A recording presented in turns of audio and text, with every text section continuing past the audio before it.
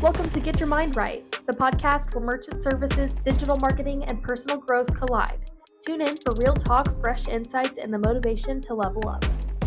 Good morning and welcome to Get Your Mind Right, Boots on the Ground edition. I'm John Johnson, and here with me today is underwriting specialist Jeris Schmitz. Good morning, Jeris. Good morning. Thanks for having me. Well, thanks for being here. Well, it's great having you here. I tell you what, you should have your vocal cords warmed up by now. Yeah, I do. I'm ready to go. They're always warm. Well, it's a busy day for you in the Yes. public speaking realm, huh? Yes. Yeah. Well, Jeris, now help me out. This is the first time you've been on the show? Yes. Okay, great. Awesome. Well, so I'll tell you folks why I had Jeris on this show today is she does lots and lots of practical training on how to get your deals through underwriting. I mean, as we all know, it's a lot to get the signature on the paperwork, and sometimes it can be even that much more to get it through underwriting. Yes. So Jeris is a great resource for us on getting these deals pushed through and also coaching our reps up. So today, Jeris, what I'd really like you to do is kind of treat this as one of these Jeris Schmitz patented coaching sessions. Okay. So I've got some questions teed up from you, Okay. and this dreaded notification everyone gets is the pending deal. Yes. Right. No Yes. one wants to see this. So tell me how this came about and how you became the go-to expert of mitigating this. Well, I mean, we can go back to the beginning. Oh, yeah. I started with Evolve, previously APS, back in September of 2012. I started in the lead generation department. Mm-hmm. That was a six-month stint, as I like to call it. Sales is not my thing. This is definitely more, and definitely customer service is more my thing. But after that, I applied. We brought our customer service back in-house. I ran the customer service, and then I also did all the onboarding and support for the sales staff. So I was all of it, all three. Luckily, over time, we've grown, and I've been able to focus solely on the boarding. So I like to say I feel like I could do this in my sleep. What's going to be pended, why it's going to be pended. So as far as being a good resource, I'm not much to pat myself on the back, but I am because I do this all day long, and I know most of the time I can tell you verbatim what they're going to ask before I ever submit it. So. Okay, excellent. So let's start with the basics here. You know, I'm gonna break this question up to two parts. Okay. When you get brand new people in the industry, you know, what is it they understand or really better misunderstand about the role of underwriting? I think the first thing that's a misunderstanding is I am not underwriting. Okay. I'm onboarding, and I'm here to be the in-between Mm-hmm. and to coach them as to what items they need to be asking for. And I think a more important thing is understanding why. Why are we asking for these things? Mm-hmm. It makes it an easier conversation with their merchant. So when you say why, you mean the rep doesn't understand or the merchant? If they're doesn't brand understand? new to the industry, Okay. maybe the rep doesn't understand why we're asking for it, Okay. and it makes it a more uncomfortable conversation with the merchant. So I think coaching them so that they understand the reason for asking for it. Yes. And then more importantly, how do I put this? Explain to the merchant why it's important and why Right. it's for their security. Some of those items like the credit pulls and verifying their identity, this is all to protect the merchant. Mm-hmm. And I don't think the merchants understand that, and I believe it's all in the way it's the approach. Well, so give me some examples on how the merchant misunderstands why this is for their protection. Good example, somebody's been in the industry been in business for years. Mm-hmm. Years and years, and they own half the town they're in, and they're almost offended that we're asking for this. How dare you? Yeah. Sometimes it's a simple miskey on the initial app. So Mhm. when the rep is collecting information, maybe they type in, they fat finger the social. So then it comes back unable to locate. Okay, well then we've got a problem, we've got to fix that. So they go to them and they're like, well, we need a copy of your social security card. That sometimes can be challenging asking for that. I will back up and say if it's simply a fat finger or they transposed a number, if they can get the right number and I can fix it and turn it in, a lot of times that eliminates the need for the social security card. The one that I think we see the biggest problem with is when they have the credit freeze and they don't want to lift it because they feel like you don't trust them. That's the way they look at it, but they need to understand that has nothing really to do with it. We're making sure you are who you say you are, and that you can support the business. And it's part of, I mean, most of these people, I feel like the merchants should understand that credit pulls are very normal. So what is the disconnect here? Because even if they go to open a bank account, a new bank, a bank's gonna ask for most, if not all, of this information. Just open up a checking account. Yeah, and that's why I said everybody wants the credit or your social and things like that. But I think these merchants, honestly, I think because they have so many people approaching them to get them to switch. They want them so bad that they think that they can make the calls. Okay. If you want me that bad, you shouldn't have to have So it. some of this is the merchants throwing their weight around a little bit. Yeah. They feel like they have control of the situation. Yeah, and I will say, Okay. we have the best sales staff there is. Yeah. And we all know that. And a lot of times they're able to overcome that, but there are those times with the credit checks and things like that we get the call and they're like, they're so frustrated.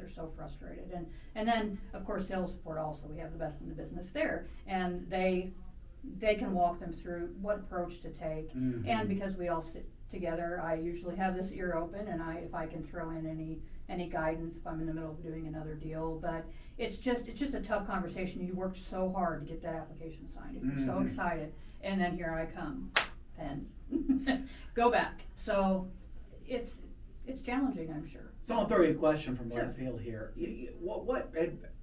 Just give me a ballpark number. What % of merchants you think that sign up for credit card processing really don't understand that what they're getting is a line of credit?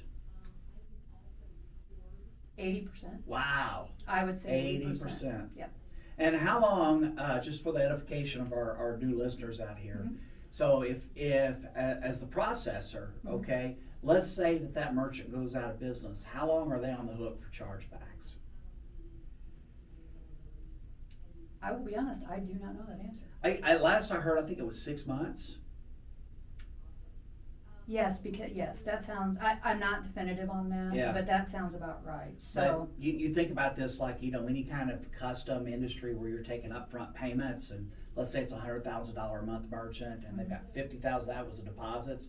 Well, that processor's on the hook for $300,000. exactly. I mean, my experience with merchants is sometimes they'll go, oh, okay, I didn't know that, or they'll look at you and they'll go, no, that's not how it works. Right, and a lot of the response, and I do also sit beside our risk department, and I hear a lot of that too, and they're like, well, that's my money. But they don't understand that the processor is giving it to them up front, like you said, Right. credit. Right. So it is their money, but it's not. So it's a tough, but I think sitting around the people that I do, I get to hear each side of it, so I know if it gets to a risk department, or there's a hold or something, Conzi does a great job in explaining that. But yes, they do not understand that. They think, I took the payment, they took my product, it's my money. Why are you taking my money? Right. So it's a challenge, but I do not think they understand the line of credit at all. So let's pivot to veteran reps. So I know there's people that we have in our universe that have been writing business for years and years and years, and yet they still have problems getting the correct paperwork and getting the correct information from the merchants. What do you attribute that to, Jeris? Not using our CRM. Okay. They're still, what are they doing? They're still using handwritten? I would say a majority are not doing that anymore, but it's the repetitive, in my opinion. With me, I get better at things as I do them over and over. And if we have an agent that's been with us forever and they don't write a lot, so they're not used to it. So that repetition is not there, so it's like starting over every time. And I do agree, there's a lot of extra documents depending on the equipment type and things like that. So, and I understand that, and everybody understands that, but the best thing they can do is just make the quick call to sales support, and they will walk them through it. You had the nugget. This is worth a person listening to the whole podcast for this one nugget, because you said if you're using the system, it puts you in a rhythm and you're not going to miss anything. Correct. Right? And if you're not doing that, then you're out of rhythm and you're probably going to miss something. And like I said, repetitive. If you're only writing, maybe you only have to write a deal once in a while because you've been doing it forever, and that's great, but that you're out of practice. You're out of practice, it's all about repetitiveness, and like I said, that's why we have sales support. And they can also reach out to me in Victoria as well, but sales support definitely is going to be their first call to walk them through and make sure all those items are filled out and everything is in one, because I think the e-sign that we have set up is the most fantastic thing set up I've ever seen. And I know everybody has it now, but because I remember the paper days, and I'm really talented at reading handwriting. It's one of my specialties. But have you tried reading mine? Yeah, and I can read a lot of handwriting. But well, you are good if you can read. I can't read mine sometimes. Yeah, over the years, I just it's an art. But that also puts me in a position, if you do it on paper, which will take them, is am I going to misread what you wrote? Okay, and then I put it wrong, and then I'm causing the account to be pended, and then I'm going back to you, and you're going to your merchant. He's like, well, I told you the right number. That's right. Well, I couldn't read it. Okay. So it's tough. It's tough. So it's best just to use the system. Not that we would turn down not using it, but it just has everything laid out to where, and it's one email. All they gotta do is click and sign. It's a beautiful thing if you use it. And repetitiveness. So just write a few extra deals and you'll get right in there and be on. Practice makes perfect. Yep. Repetition. That's the key. So, Jeris, when I heard you speak about this subject, I guess it was 2 or 3 months ago. One of the things that you said is you talked about there was internal focus on one processor at a time. One of our 4, and all these processing guidelines are so different. What's that all about? I think it's a sponsor bank. Okay. That they're using. Okay. And the criteria, of course, high risk, their requests are a little different, but this isn't your question, but I want to focus on that for a minute. Just because an account you're writing it on high risk, that does not mean you're not going to have to get the same documentation. If not, maybe more. Because they know when you come to them, there's a reason you're coming to a high risk merchant. So they want to make sure, they have to do their due diligence as well. So don't feel that going to high risk is going to eliminate those requirements, because it's not. But I do think a lot of it has to do with the sponsor bank, and it's just they have their own policies. Most of them, I say, are pretty much in line. But there are some things. One that stands out to me the most is non-U.S. residents. The requirements are different for our 3 networks. I don't believe I've ever done a non-U.S. resident on high risk yet. But there are different requirements. So TSYS wants an EIN letter, but First Data, it's mandatory you get the ITIN letter. And there's a lot of confusion with what that means. And basically the best way I've been able to understand it is the ITIN letter is basically their social security number. So that's a non-U.S. resident social security number. And another tidbit, it always starts with a 9. If you have a merchant, you're filling out an application, and they give you their social, and they start it with a 9, that is a non-U.S. resident. Okay. Yeah.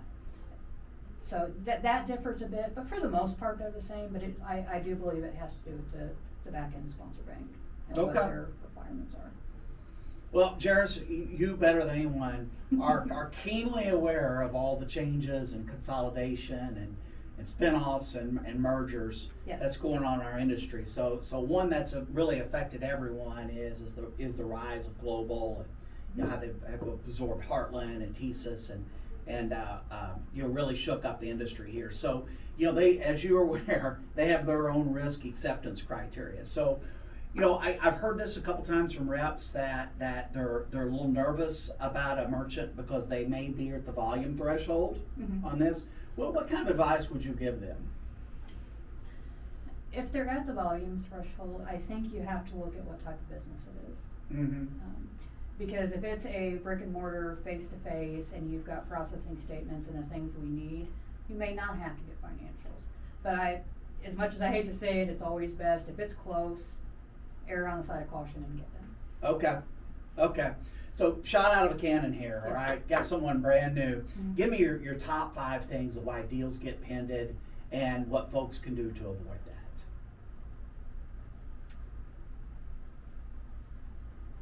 Shot out of a cannon, it's rough. I would say the top 5 reasons that new reps make mistakes is because of that, because they're new.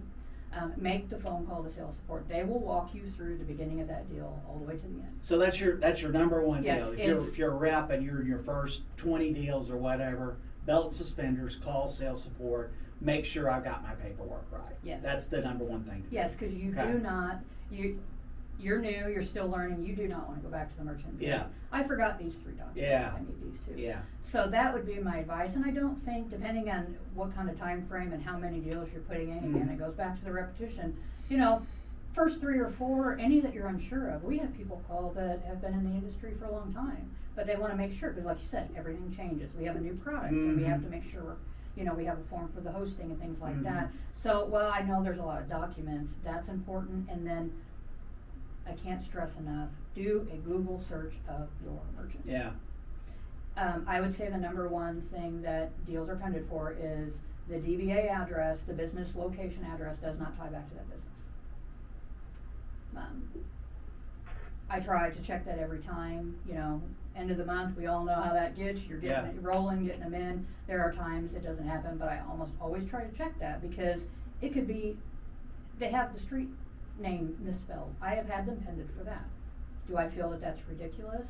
Hopefully Thesis and the others aren't watching. Yes, I find that to be, if there is a transposed number, you've Googled it, you know it's the right street address, but just a quick Google search to make sure that all that information's right. Right. E-com merchants, they have to, the phone number that, an address that you put on an application for their physical address has to match what they have on the website. If it does not, it will pend every time. So it's, you would think it'd be this big, you know, difficult thing. It's not, it's the simple things that seem to get missed. Well, I'm gonna reframe my question. I Okay. asked for 5. I think those 5. 2. Oh, okay. I think those 2 are gonna be like 98% Yeah. of the situations a rep is gonna encounter. Yeah. So you outlined when I heard you talk about this, you had really 3 risk categories. You had low, medium, and high risk. So walk me through the documentation difference that might be required for those types of merchants. The different types of documentation, I should say. Right, so, your higher risk merchants would be your future deliveries, so we need that TSIS cover sheet if you're doing a TSIS merchant, to tell us how far out is the delivery, okay? What kind of return policy do they have? These are all questions that they ask every time, so it's always Just expect it and cover that Yes. in your initial documentation. Yes, invoices are great. Great example, so if they can grab a couple of their existing merchant or customer invoices, that solidifies their high ticket. Because a lot of times that's what they ask for. If maybe they don't have processing statements, they haven't processed before, they've taken checks all this time, whatever the case may be, that invoice can show, hey, this person's average ticket is $5,000. I've had many underwriters say, what are they paying for? So you get me 3 recent invoices. Don't get me something that's 5 years old, because it's not gonna do me any good, but 3 recent invoices that are detailed, that show what they bought. That's it. So I spent $5,000, what did they buy? 3 rolls of carpet, or whatever the case may be. I get invoice requests a lot on your higher risk, and that would be more of your motor or contracting and things like that.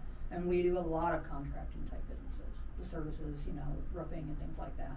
Those industries are, you're gonna need more.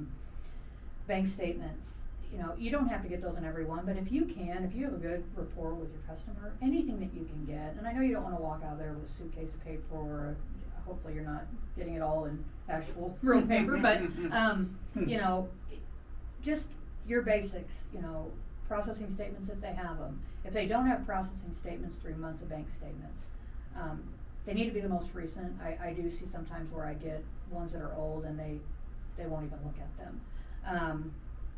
A business license is valuable, and I wouldn't say that's a higher risk request. Most of your businesses are gonna have a business license or a sales tax license in a frame on the wall, most of the time if they're a brick and mortar. So just take a picture of it with your phone, send it in.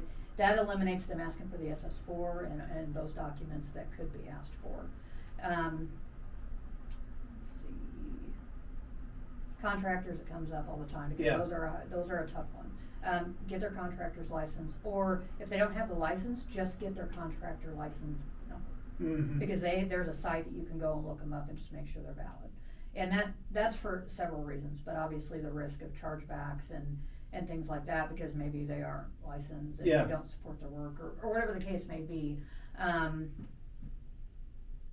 Those are really the main things. Financials are based on ticket size and how the customer's accepting the payment, but mostly the size of the merchant. So looking at those guidelines that we have in the CRM to show, you know, what those numbers need to be as far as when you need to get those, and make sure they're the 2 most recent years, because depending on their volume, they're gonna ask for them. Now, if it's a regular, just a plain restaurant, face to face, they may or may not ask for them depending on how big they are.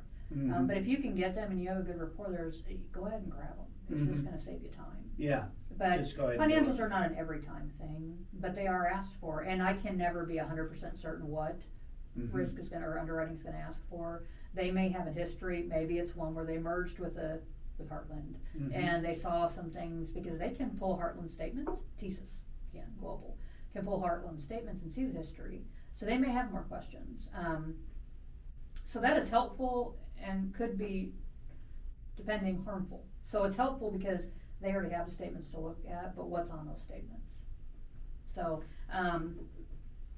but I would say if somebody asked me what are the top 3 extra documents I would tell someone to get, would be 3 months processing, 3 months bank statements, and a business license. Okay. So let's talk about wasted time here. I see this happen often that a rep will be chasing a merchant only to get near the finish line and find out that's a prohibited category, that just one that we're not going to underwrite. So can you speak to some of those categories? Yes, if they conduct business outside of the U.S., it's an automatic no. And it's, again, these are all at your fingertips in the CRM, or Mm-hmm. again, if you don't want to go in there, call sales support, Mm-hmm. and they can tell you, we have a prohibited list. But we still have this happen Yes. regularly. Yeah, we do. And there's some businesses that you're just like, oh, maybe not having a full understanding of what they're doing. Right, but, right. Marijuana, obviously, we do have I've got some. a question coming about that. Oh, that's a tough one. We do have some options on high risk, Mhm. but that's more of a CBD. Mhm. And if it's just, they're bagging up the marijuana, and I don't believe that that's something we can do, Mhm. but we haven't had a lot of experience with that. We have done some CBD merchants, and there are some extra requirements on high risk for CBD merchants. Anybody that's done one is familiar with the COA. This is basically a lab report telling them exactly what is in that item you're selling. So if I have 20 products on my shelf and I'm selling CBD or derivatives, all those different things that they can be that I'm not familiar with, you have to have a COA lab report for every single item. Okay. So it's if you are going to approach a business that does CBD and stuff like that, just like you said, put your suspenders on, strap up your boots, because I mean it's. But most businesses, if they are in that business and they're doing it legally, they should be able to supply you those lab reports right away because they already have them. Yeah, It's they've been required asked by that. law. Yeah. Yeah. So let's pivot back to what we just talked about here. Okay. So let's say that I've done my homework, Mhm. and it's not a prohibited merchant type, Okay. right? But I start looking at their marketing materials, their website, and there might be some red flags on there. Talk to me about what those red flags might look like. A lot of AI on the website, pictures that look like they may not be real people, like they're robot people. Like either stock photos or AI Yes, created photos. yes. Looking, if you're seeing red flags, looking at their driver's license and doing a quick Google search on the Yeah. state's driver's license and making sure that they have that it matches up is a good thing to do. Something that we advise our internal staff when they're doing that, because they're not face to face, is to ask them to do a call, like a live call with them, Okay. to make sure, hey, the person I'm talking to matches the driver's license they provided. Things like that you can Yeah. do. Me personally, if you've got a gut feeling, my advice is walk away, because there's 14 merchants down the street that are going to be Mhm. viable, good businesses that aren't going to end up not working out. Right. In the future, we'd like to internally, myself and Victoria, maybe look at some tools that will help us to better identify. We can usually call them, but we don't have anything definitive. So at the end of the day, we end up, unless we have something definitive, we'll go ahead and submit them to the network, and they have those extra tools where they can definitively say, yeah, this is fraud, or whatever the case may be. But doing a live call is great with the merchant if you're not meeting them face to face, comparing the driver's license to what the state driver's license should look like, and just asking for extra documents. As far as websites, a lot of times on the websites that could be fraud, it'll just say, click here for a quote. Nothing personal. Like some websites will say about us, and it'll have pictures of all the, all the employees and things like that. But more of your possible fraud, they do not have that, and there really isn't any product listing. Yeah. There's nothing. They're just say click here for a quote. And I had one a couple days ago that was similar to that. It was a roofing company, but I had no address for the business on the website. Yeah. The phone number was like an 888 number, which didn't match the application that I got, and that's a problem. And when I Googled the business address, it's somebody's home, but not the home of the signer. So the residential address of the signer didn't match the DBA address. Because I will say, a lot of contractors, they don't have an office. They just do it from home, which is okay, but that also is where the fraudsters jump in. Yes. They do that stuff, I see a couple things happen here. The overwhelming majority of our salespeople and our partners, they have very high ethics and integrity, right? So the first thing is that the people that are out to defraud or steal from other people, that's not their mentality, right? They're not. They tend to be trusting, and they tend to believe that other people are like them. Right. So they kind of just suspend not their distrust, but like, hey, I might need to verify this. And the other thing is like, they sometimes I see reps in addition to this, or as something as separate, they kind of divorce themselves from what their common sense says. Like you said, when you go on their website and it's something that's thrown together, and it's obviously not been contemplated or polished, that should raise questions, And when you Google them and you don't find anything about it, or there's the principal that has been involved with the police before, and I've seen reps, they say, yeah, I knew all that, but I thought, this was just in the past. It's like, well, no, it's definitely part of the present as well. Right. So, I just see a lot of the stuff that this could have been dealt with at the rep level before it even got to you. Right. But that's why I'm here. That's why you're here, and it's hard too, because you can get like in your job, you can get cynical pretty easily, right? But you can't really afford to do that, right? It's just you've got to stay positive on that and educate people and get them to do the right things. And I think a big thing that another item I wanted to add to that, seeing is if you have a merchant who, number one, reached out to you without a verifiable referral source. Yeah. That is a huge red flag in my book. These people have people pounding on their doors and calling them all day long, every day. Why are they coming to you?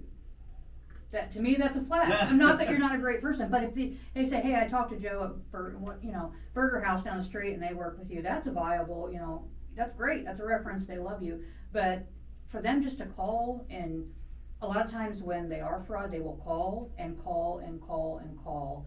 And, did you get that through yet? They're in a big hurry to get it set up. That's a red flag too. So just something to... Alan's got the end all of fraud stories. I don't know if you ever heard this. This is back maybe early 90s when we first got in the business. And he had a guy who was on a yacht in international waters outside LA, and he had these machines. Had you ever heard him tell that? No. Oh, I'm gonna have to get him on the show and talk about that. It's the end all of fraud stories. So Jeris, I know you deal with a lot of our sales channels that provide services to nonprofits and government entities. Are underwriting requirements and approval processes are different for these entities? They are much easier. For government entities, are the easiest to get approved. Very little documentation is needed because the government owns them. So the person, they do not pull credit, obviously, on the signer, because the signer doesn't own a government entity. So those are, as long as you have everything in line and the addresses are right and they match up, there's no reason a government entity shouldn't go right through. With nonprofits, you have to get the 501c. 501c is basically the letter from the IRS that states, hey, congratulations, we approve you to be tax exempt. How hard can it be to get a copy of the 501c? Harder than what I would imagine it would be. Most businesses, most of them have it, and they should have it at their fingertips. Yeah. But there are some that they can't find it. Yeah. Well, that means they get to call the IRS. Need I say more? And I thought in the beginning maybe pulling this, because the Secretary of State will indicate if they're a nonprofit, but then you also do have like nonprofits that are not tax exempt, and you have some that are tax exempt, and it can be a bunch of variations, but most of the time if they're a nonprofit, they're tax exempt, and we need that 501c to say that the government identifies them that. One good approach to have to your customers if they're frustrated with that, which most of them are not going to be, is that the nonprofit gets them better interchange rates. There's a specific interchange rate category for a nonprofit.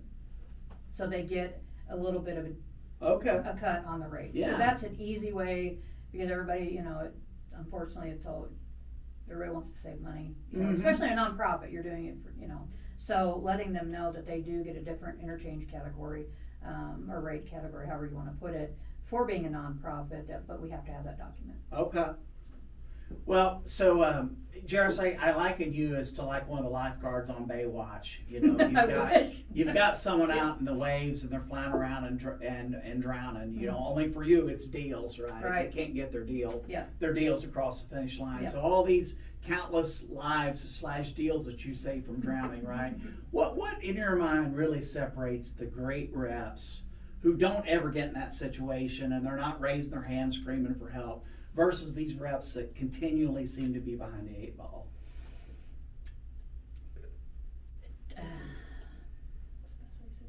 It's back to routine. Every time. The great reps, they know every time I'm going to get this, and this. And they don't vary from that. No, and every time I get a deal from them, I'm going to have all of those documents every single time.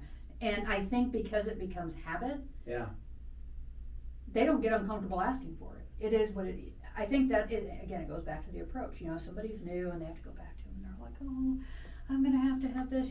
They see that, the customer sees that, and it's like they attack. So it's confidence. This is what we need, and having all of that, like you said, preparing, knowing that before you ever go in there. These are the things I need, and don't vary from it. Just this is what I need. X, and people respond to that and they get it. And then, like I said, when it becomes habit, you don't even question it. Right. You have to get that on every one. And consistency is it. That's it. And those are the ones that their deals go through seamless most of the time. You're always going to run across the one with higher risk, and there might be some, variations of things. But for the most part, it's just habit, making it habit. I had this was the first time that I ever flew on a small plane, and what you said shook this memory loose. This is a great analog. So the guy I was flying with, I was a little bit nervous flying in a small plane. Absolutely. But I also knew that his reputation was he was an excellent pilot, right? So I sat up front with him and I said, hey, talk me through what you're doing here, through the whole thing. So it's like literally, it was a 45-minute flight. I mean, he was talking to me the whole time, from the time we took off, time we landed, and he literally had his checklist, which made me a little bit nervous, that pre-takeoff, right?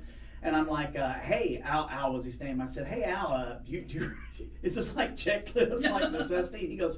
He said no, and he goes, you know what? He goes, yes, it is. He says, because I've done this so many times that I could do this in my sleep. You could ask me anytime and I could go. I mean, it's like 30 items, right? He goes, I could recite off. He says, this is part of what makes you a good pilot. He goes, what if I just have like a mini stroke and I forget something on there and it was the crucial thing? He goes, this is my discipline, and I go through it. And then I proceeded to learn in later years, I mean, you may know this, but like the overwhelming majority of small plane crashes are due to pilot error. And why is that? They didn't follow their procedure, right? They were trained on it. They were told to follow the checklist. I got all that. I don't need to follow a procedure this time. It's the same thing in our business. Yes, absolutely. And it's, like I said, it's routine. It becomes, that is what you do every single time. And I think when you do it every single time, you're more confident when you ask for it. This is what I need. You don't say, well, this is why. It's just cut and dry. This is what I need. And I think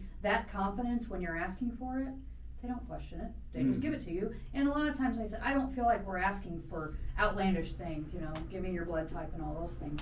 It should be things that they're used to if they work in a business or they've gotten a loan. These are very common things. So making it routine and being confident when you ask for it. Don't waver. This is what I need. Cut and dry. And people usually, it's all in your, if you're confident about what you're asking for, well, you gotta know what you're doing here. Yeah. Yeah, absolutely. Absolutely.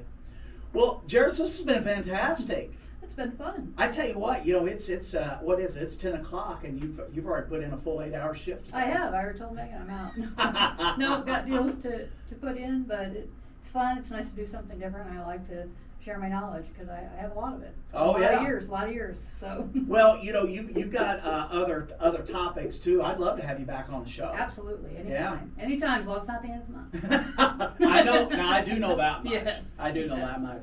So thanks for being on here, thanks folks. Thanks for inviting me. Yeah, and thanks for tuning in. If you like what you heard today, please hit that like and subscribe button. If you've got comments or questions for Jeris and me, please drop those in the line below. For Jeris Schmitz, I'm John Johnson. I will see you here for Friday from Mailbag. Until then, keep your mind right. Thank you.